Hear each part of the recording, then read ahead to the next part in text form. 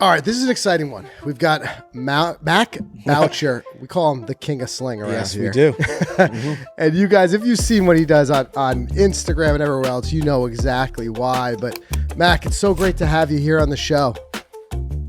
Yeah, thanks for having me, guys. I appreciate it. Absolutely. So first question I got to ask you, I mean, coming from, your background, coming from Canada, it's obviously a spot that's not known for a long golf season. So take us back a little bit where you got started with the game. Were you playing at a young age? Where did you first start to get into golf? Yeah, so I got into golf super late. Played pretty much everything else growing up. Was pretty much had my hand in any sport that I could. I actually played hockey, was a swimmer, pretty much played everything. But then we found a cyst in my brain when I was like 17 years old, about the size of a golf ball, right in the center of my brain. That was giving me like concussion symptoms after any hockey game, hockey practice, swimming, whatever it was. I was pretty much just absolute vegetable in a room, in a dark room, trying to like get over it. So when I got an MRI, they found it. They couldn't operate on it because of the location of it, but essentially I had to take up a sport that was more of a low impact, better for my noggin, essentially. So I kind of fell into golf because it was something that I could do, remain competitive, without kind of injuring myself further. So it was kind of a forced decision. And then I just kind of fell in love with it immediately when I picked it up. Yeah. So how much did some of those other sports influence the way you play now? I know hockey, especially translating over to it.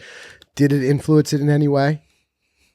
Yeah, I would say, I mean, for me, I see golf as still a sport. You want to be athletic. And I think that's something that I've always preached with it when I was teaching and stuff, is just like be a bit of an athlete when you're playing. It doesn't need to be like a very standstill sport. You can kind of keep things moving and make sure that you're being an athlete. Because I think a lot of coaches are almost get away from the athletic ability of their students. And that's been something that's really important for me. So definitely helped that I played other sports growing up, because I think it helped with my hand-eye. It helped just with like being able to find a way to hit a ball and get a ball in a hole rather than worry about what it looks like. Yeah, well, it's certainly, I mean, watching you, it's certainly what we wouldn't call like a traditional style of playing the game. But the question that I have is that obviously it's incredible what you can do and the way you can work the golf ball. And it's sensational. And that's why, you've built such a tremendous following of people just being like, just wowed by what you do out there. But you've also, played golf professionally. So my question is, how close does your actual game on the golf course look to what we see on social media? Like, do you actually play the game that way? Or are you just kind of more of a trick shot thing of just showing you what you can do? No, so for me, that's how I played when I played professionally. That's kind of, the mini tours around Canada, when I played PGA Tour Canada, that's kind of what I was known for. Obviously, Instagram, if I see a gap in a tree that's like low percentage, then I'm going to rip it through that gap just because it's enjoyable for me. I don't have to worry about shooting a score anymore. But I'm still curving it. If there's no trees, if there's nothing there, it's like my comfort blanket. I know that if I hit a big sling, my miss is generally an oversling that's going to go right. So if there's stuff left, then I'm going to sling it off the hazard, because I know that my miss will be the right side. Same off the tee. I've always hit like a bit of a pull slice, because I find that my miss is generally a block or a bit of a overcut, which is going to end up left rough. So it's almost, I learned to play to what my miss was. And that's what I started doing it. It's maybe gotten a little bit more exaggerated since the Instagram, because it's how I enjoy playing. But honestly, when I played full time, there was still some shots that you would see that not many other people would even bother looking at. Right. Hey, Mac, does it ever come back to bite you, that type of play, those slings that just fail? You find yourself ever get into a lot of trouble if you said, oh man, I should have just hit a straight shot there or something like that?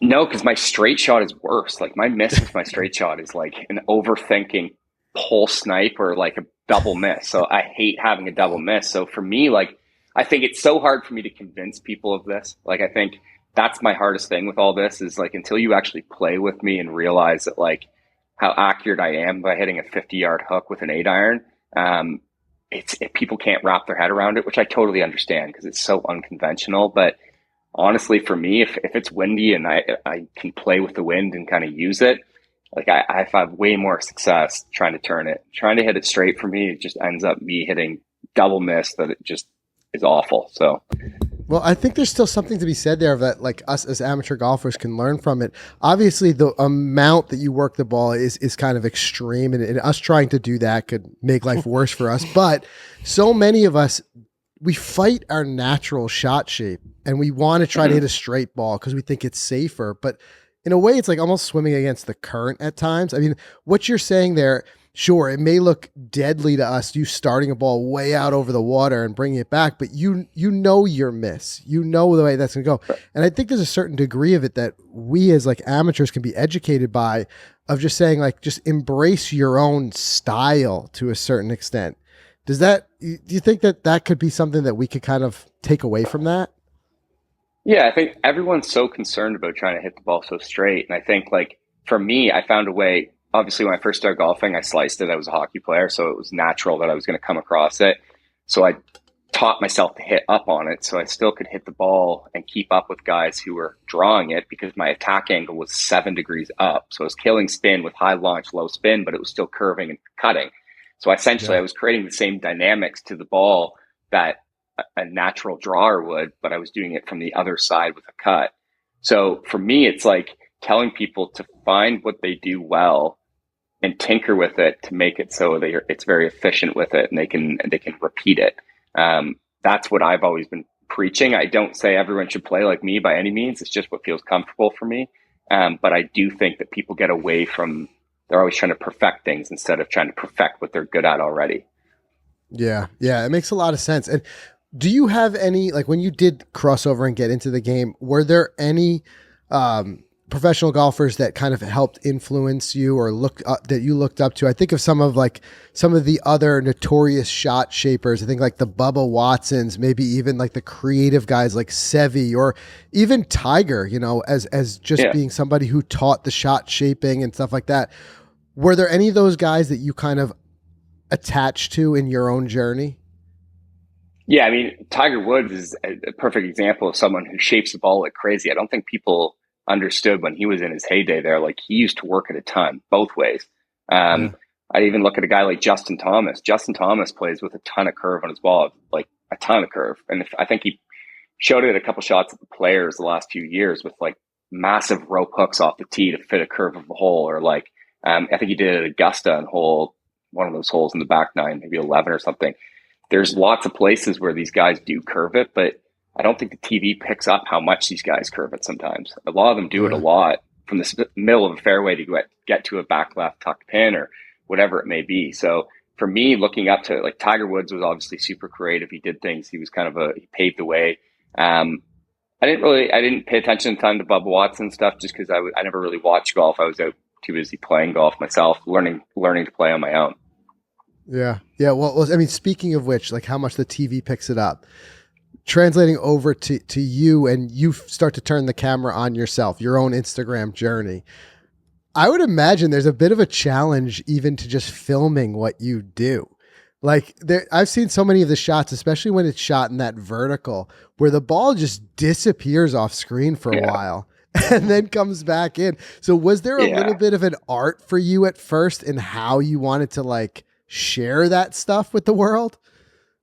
I mean, so I started my account as something fun to do for my own passing of time during COVID. I didn't think that it would end up this many eyes on it and it would end up turning into what it has. So at the time I didn't think about it. I was just posting them, and then I was like, people are going to think this is fake regardless if I post it. It's a lose-lose. Like, until you actually see it in person, I have to just accept the fact that people are like, oh, that's didn't happen. He didn't hook it that much. Like so that's when I started using like the zoom ins and like, I mean, even I've got a couple friends that I'll play with that are really, really good at actually tracking the hooks. Like I'll tell them where I'm starting it and then they're able to pick it up. So I definitely uploaded a few of those like at the start that were like making sure that I showed the full curve of the ball so you could actually see it. So then when I did post one, if I was on my own or had someone not filming me, that they could be able to understand that it is real.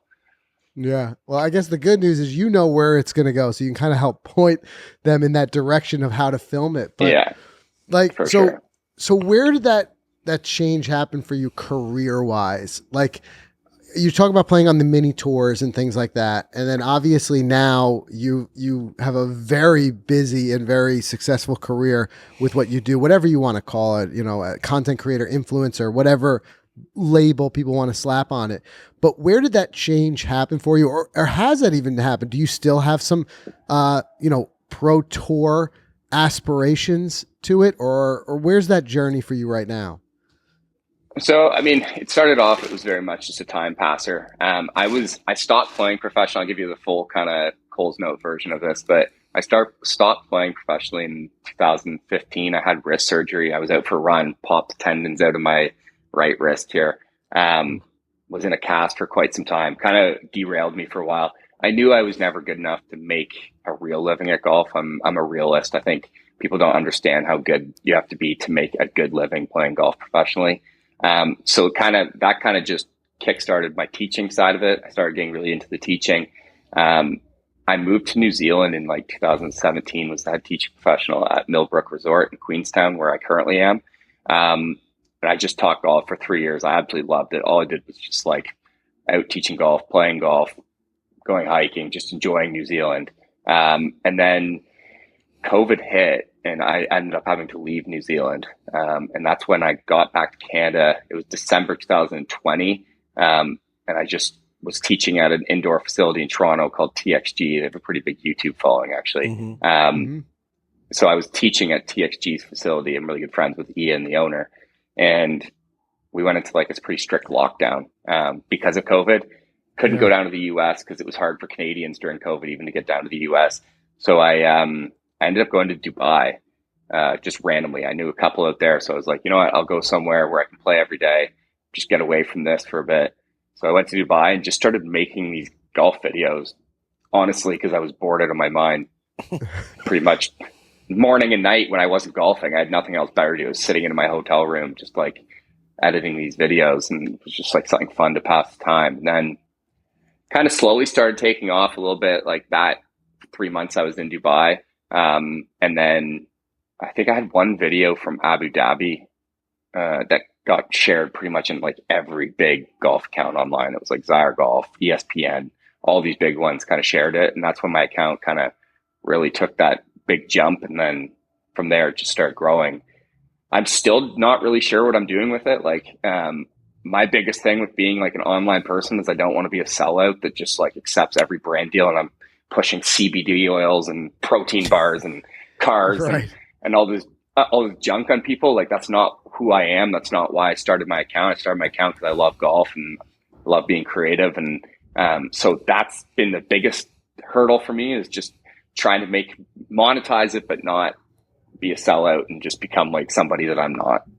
Right. So is there any aspirations to expand that?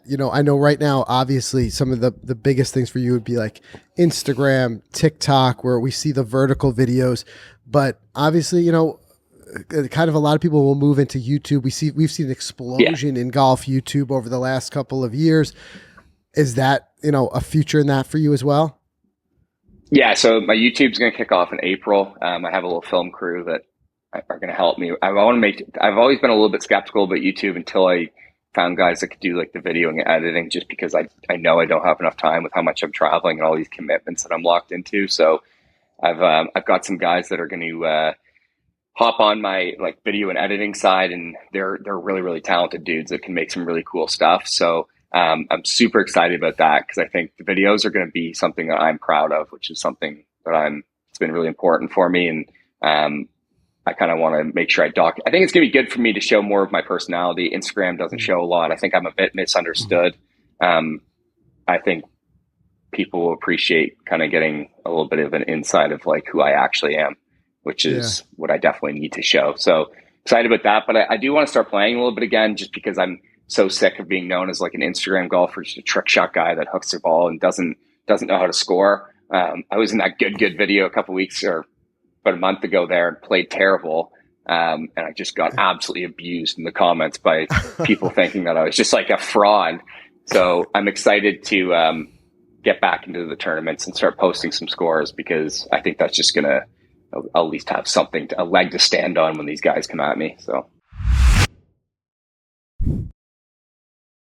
All right, we'll get you back to the interview with Mac in a second. First, we just want to thank Titleist. We all aspire to outperform the player we were yesterday.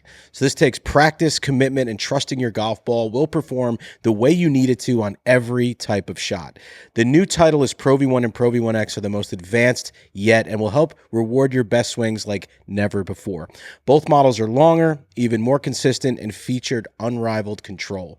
The Pro V1 is the best combination of distance, spin, and feel in the game and delivers penetrating flight, while the Pro V1X flies higher. It spins more in the short game while still giving you a low spin on longer shots to maximize your distance. You can find out more about the new Pro V1 and Pro V1X, including which is the best choice for your game, at Titleist.com. All right, guys, we also want to thank FootJoy. And let me put you onto a shoe that I think it's going to be the hottest shoe this summer. Okay, what do you got? I mean, some of the colors and stuff that I've seen, and I just got mine. I am saving it for that first warm day. It's the all-new Hyperflex, that Hyperflex Carbon. Yeah. And from, they're brand new from FootJoy. They deliver hyper power, hyper control, and hyper fit for an elite tour caliber performance. And these are seriously powerful, but also comfortable shoes. You look at them, they scream comfort, but they also scream performance. And they're true gamer shoes. They're for players who are focused on maximizing your performance out there. You've got that foundation for hyper power. It's designed to provide you with that swing platform, the best swing platform possible. We all know if you want to really,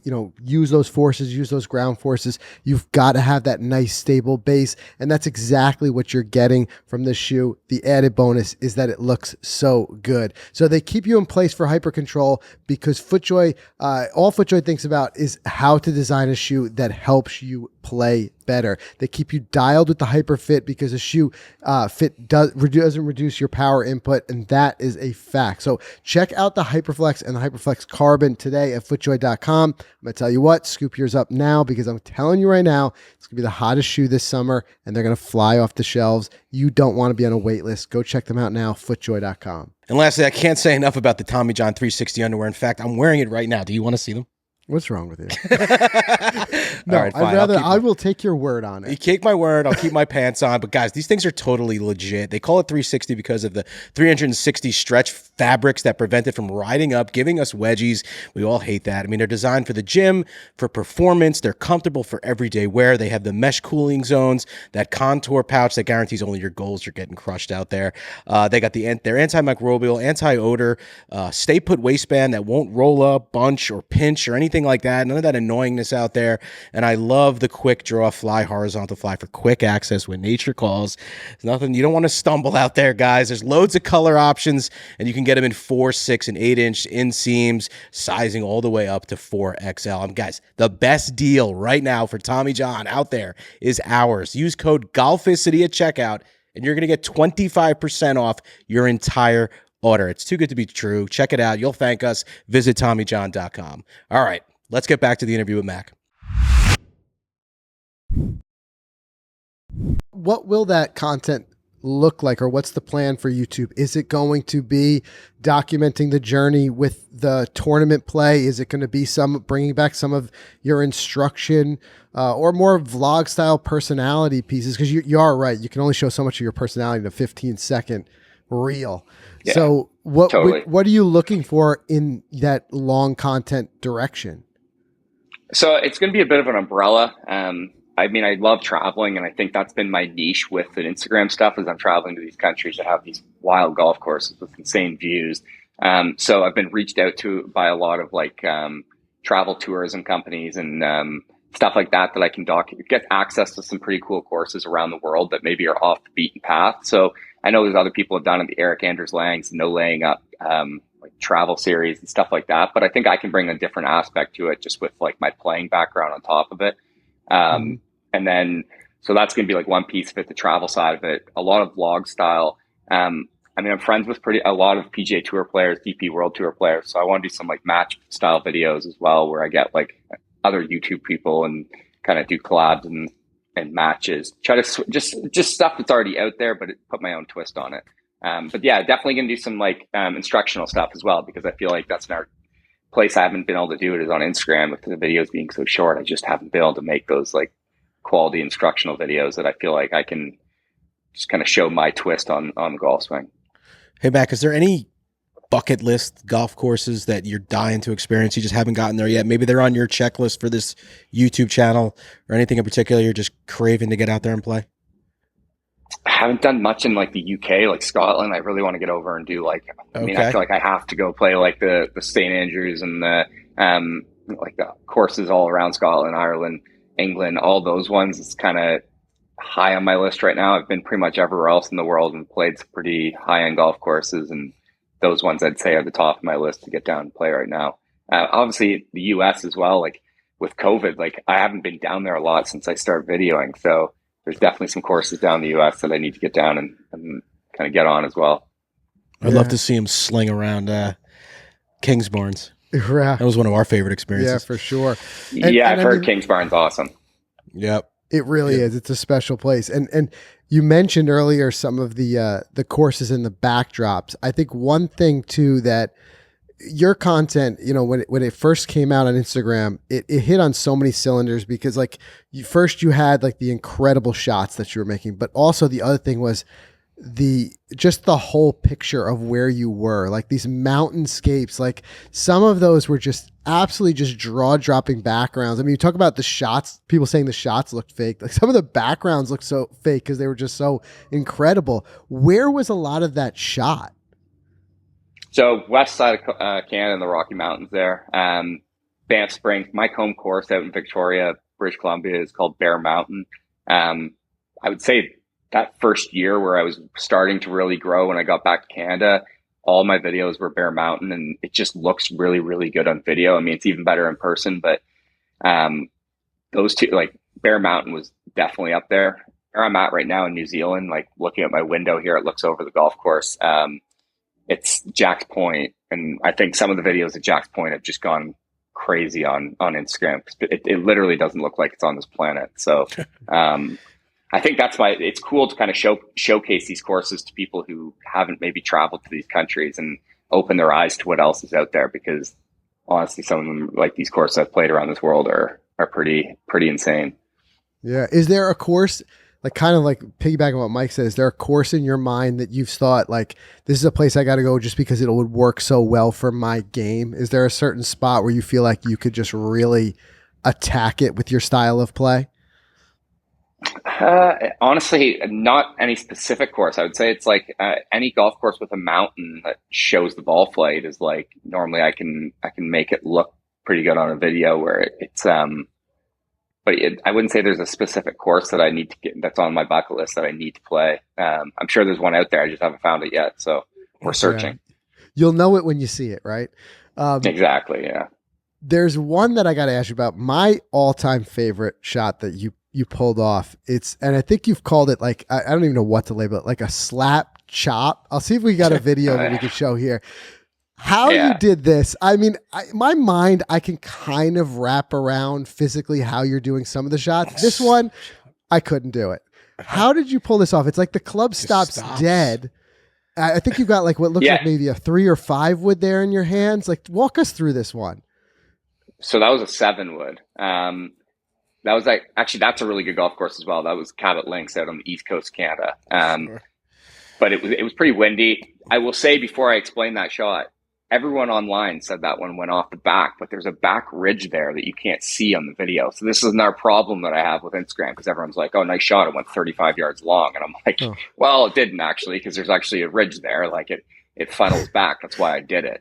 But yeah, I just put it back in my stance, opened up my stance like a ton. Like feet are probably aiming pretty right there. Put the ball at the back foot, put the handle like super forward. And essentially, I would say my attack angle in that was like 20 down and 30 across. I mean, again, that's maybe not one that I would pull out in a tournament unless it was maybe like a Scotland or something and there was a ton of wind and I knew there was a backstop. A lot of the shots I take, it's to fit the curvature of a hole or like the slopes of a green or something and how I can see. I don't look at a pin. I look at the slopes around the green. Where I can funnel it and where I can roll it up. So that golf course, the turf is super tight, super, super firm. So something like that where the club will just stop and dive into the ground and stop roll or not kind of fall through is like kind of cool for it. So how much, when you set up a shot like that, how much of it is like premeditated, knowing like, hey, I want to go out and film this shot today versus, time and place. You show up at a spot, you kind of know your game and you're like, oh, I got something I can pull off here. Let me, roll the camera for this one. I probably thought of that shot as I was pulling the 7-wood out of the club or the bag. Honestly, nothing I do is like planned. Like I think it's, I come from a creative background. So me on a golf course is just, I kind of look at it as like a canvas where I can just do whatever I want and play it whatever way I want, as long as the ball is going in the hole. So, I never plan things because I don't want to get in my own head about things. So I rather just go out. If I see a tree that I want to hook it around, then I'll just hook it around the tree. Nothing's ever planned though. Gotcha. And then I saw this other shot where you hit a ball over a couple of BMWs.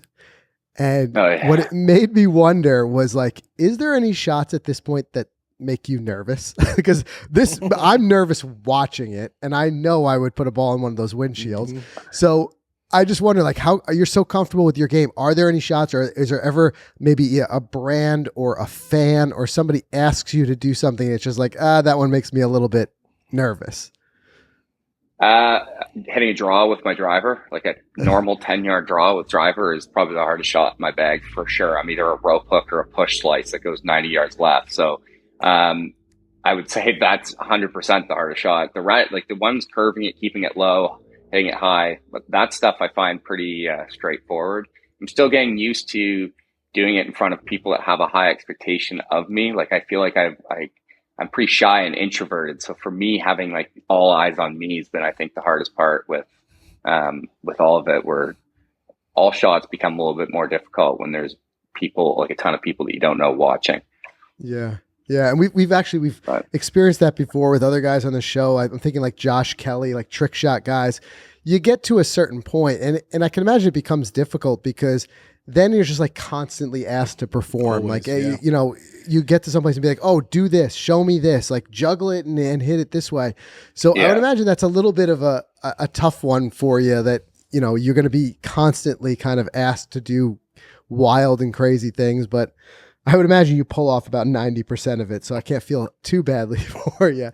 Yeah. I mean, luckily I've created this brand over not, like doing the juggling stuff as much, and the stuff that does take maybe a few takes. Like a lot of it is just me hitting a hook shot. Most people can hit a hook shot. I just hit a controlled hook shot that most people wouldn't even think to try. So a lot of it is pretty straightforward for me. I think it's just having the all eyes on me part is the one that I need to get used to.